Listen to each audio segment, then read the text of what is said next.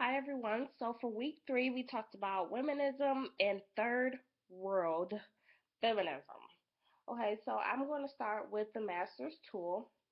Really, what I got out of that is how basically oppressed people who are being oppressed have these tools, and what they're doing with these tools is doing nothing but continuing to oppress themselves, but is helping those who dominate.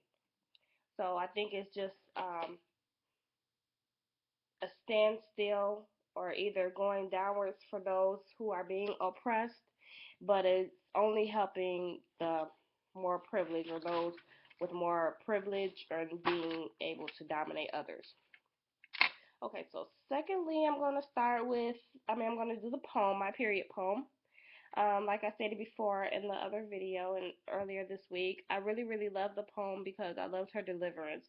Um, I really love how it was able to speak to many other people, not just women who've gone through it or young ladies who's going through it, but to men who have daughters, older men who have daughters who, they may be a single parent or something and have something to look forward to. And then you have those young guys who may be dating at a young age and then something like this happens. So I really liked how she uplifted women, young ladies to embrace it. I really think that that's something to embrace to become a woman. I mean, a woman, she's powerful whether society says it or not. I believe all women are powerful.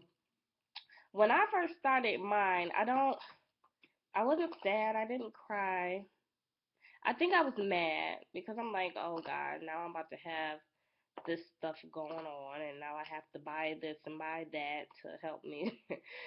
Which is crazy, I know, but I was kind of sad about it. I didn't. Now, when I did start, I didn't think like, oh my God, I've become a woman now. That wasn't my thought. I was just like upset and I'm like, God, now I'm gonna have to deal with this for the rest of my life.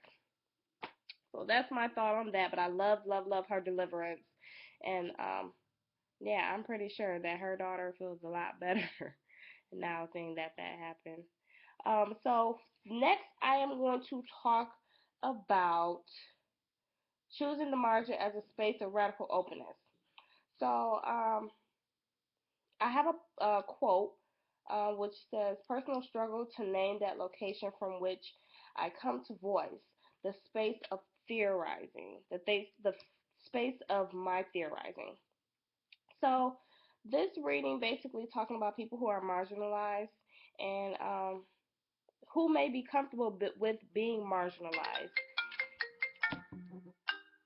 Sorry. So those who are comfortable with being marginalized and how people who are being marginalized can come together to make a difference, to change some things, to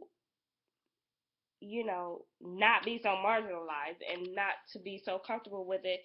And it's okay to step out of your boundary or step out of your margins, I should say. So I think that's just about coming together and doing what you have to do um, to basically make a change to better yourself, to better your other people who are also being marginalized. Next, I am going to talk about Bridge called My Back. So this one I really liked. At first I was a little confused because I'm like, okay, she's talking about 1979 and then she's going to 1983. But I love how she touched on how African American women, you know, are less privileged and some of the things that they may go through being more oppressed than others or being oppressed with anything else. So one thing I think she stated in here was third world feminism does not provide the kind of political framework that women of color are rolling into droves.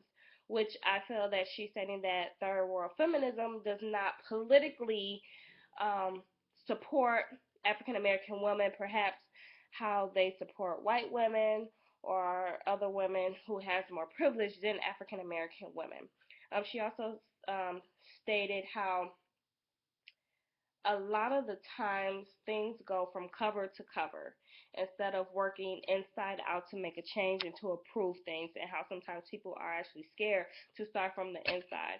So what I took from that was to not, you go from one end of the stick and another end of the stick, but do not forget about the middle. Do not forget about those who are less privileged, the minority, those who may get discriminated against, those who are in a different or lower class.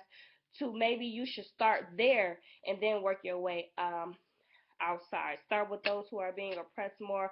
So start with those who deal with racism more or classism more, and just work your way out. Start with where it needs to start in the core is how I took that one. So by the way, I think Bridge Call My Back was like my favorite reading. I really, really liked it, so that was a good one. So for the practice project, I'm gonna tell you guys, it's rough. It's rough because it's like summertime. I went shoe shopping with my mom. Of course, I had to get sandals. I'll be going to Miami in a couple of weeks. Of course, I have to wear sandals. And then I go get my nails done, but I can't get my toes done. My nail tech's like, are you sure you don't want your toes done? And she's asking, like, what color is my toes? And they going to be looking mixed match. And but I'm doing it. So that's all that matters. So for the Google Hangout, we're still trying to get that together with actually. So that is something I'm still looking forward to. But I do like the fact that you guys comment on your Google Hangouts, which help me a little bit with, when I'm reading or if I have questions or anything like that. So I really do like that I get some type of, input or some type of, questioning or some type of, confirmation. So that is that for my annotated bibliography. So I got a little feedback on that. I'm still trying to figure out whether I am going to focus on lesbian feminism or anarchist feminism. I need to do more research on that. So that is still something I'm working on. Um, I don't know if I really have any stories this week, but I will tell you that today I ordered some concert tickets for my mom, but she doesn't know. So I'm really excited to surprise her. I'm just going to take her. It was like her birthday gift, so I'm just going to take her.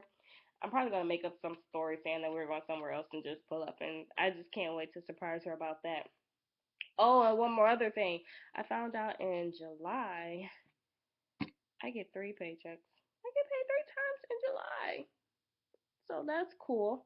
I'm excited for that. I don't know about you guys, but I'm excited because I love paychecks. Well, anyways, guys, it was nice seeing you guys' other videos, and hope you guys have a safe and blessed weekend. Have a good one. See you next time.